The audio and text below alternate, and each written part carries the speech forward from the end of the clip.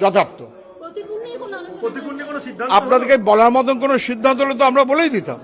আমাদের তো secretary press conference করেন, আপনাদের বলার মতন কিছু আছে নেই বলে মনে হয়। মন গড়া কথা তো আমি বলছি না,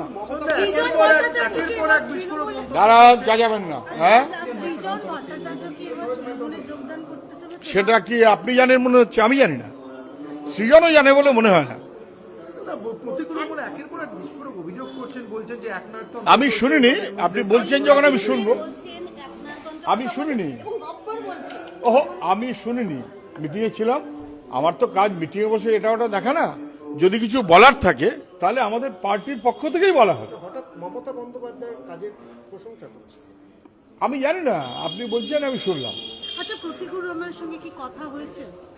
আমার আজকে সকালে কোনো কথা হয়নি, আমি আজকে ফোন করিও নি। এমনি নানান ফোনে হয়তো ব্যস্ত থাকছে, হতে পারে। ফোন করেনি আমি এটুকু জানি। আচ্ছা, দলের অভ্যন্তরে ফোন আমি আজকে করিনি, কিন্তু ফোন করেনি এটা আমি নিশ্চিত। একটা বিষয়, করলে তো মিস কল পেতাম। রহমান কি এখন অতীত হয়ে গেছে সিপিএম এর কাছে? আর কি ধরে রাখতে চাইছে না সিপিএম? অতীত, বর্তমান, ভবিষ্যতে কি আছে? প্রত্যেকটি মানুষ বর্তমান, ভবিষ্যৎ তার কিরকম সেটা অন্য কথা।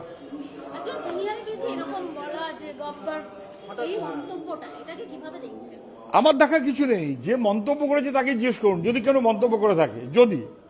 যদি কোনো মন্তব্য করে থাকে তাকে জিজ্ঞেস করুন। আমার যেটা জানা নেই, আমি জানলে তখন বলতে পারবো। আমি এখনো দেখিনি ভাই।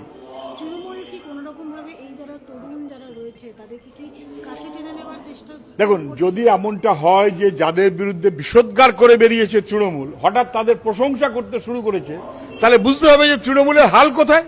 আমি আপাতত ওইটুকু দেখছি। আজকে বিষ্ণুপ্রসাদ শর্মা তৃণমূলে যোগদান করলেন। বিষ্ণুপ্রসাদ শর্মাটা আবার কে? বিজেপির বিধায়ক ছিলেন। কোথাকার? কার্শিয়াংয়ের কোনো একজন বিজেপির এমএলএ তৃণমূলে জয়েন করেছে, এই তো। তৃণমূল ওই রকম অপেক্ষা আছে। তৃণমূলের নিজের হাল খুব খারাপ, এত খারাপ যে নিজের দলের উপর ভরসা রাখতে পারছে না, চারদিকে খুঁজে মুজে বেড়াচ্ছে। আপনি কি একটা বলছেন বিষ্ণুপ্রসাদ শর্মা নামক কাউকে একটা পেয়েছে, তিনি এমএলএ এখন যা বুঝলাম। কোথাকার? কালিম্পং না কার্শিয়াং? কার্শিয়াং। ভালো, তৃণমূলের ওটাই কাজ। তবে তৃণমূলে বিজেপির থেকে লোক নিয়ে আসবে, আবার সেই লোককে আবার পরে বিজেপি নিয়ে নেবে, এটা সবসময়তেই হয়। অর্জুন সিং এর দিকে তাকালেই বুঝতে পারবে।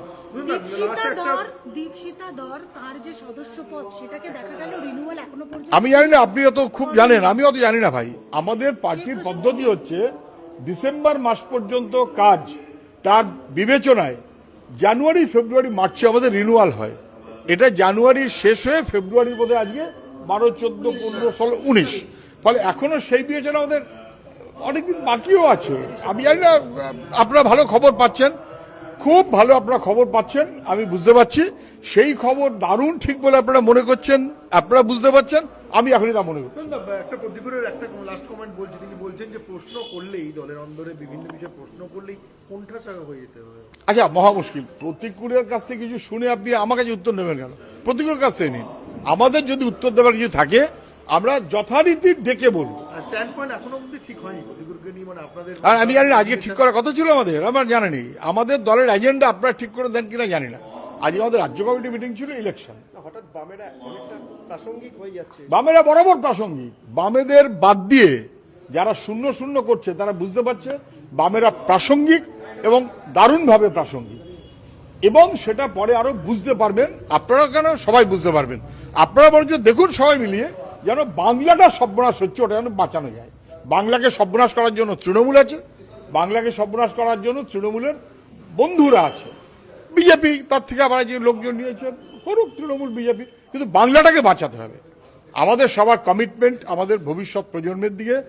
বাচ্চা ছেলে মেয়ে স্কুল কলেজ লেখাপড়া কি হবে তাদের ভবিষ্যৎ,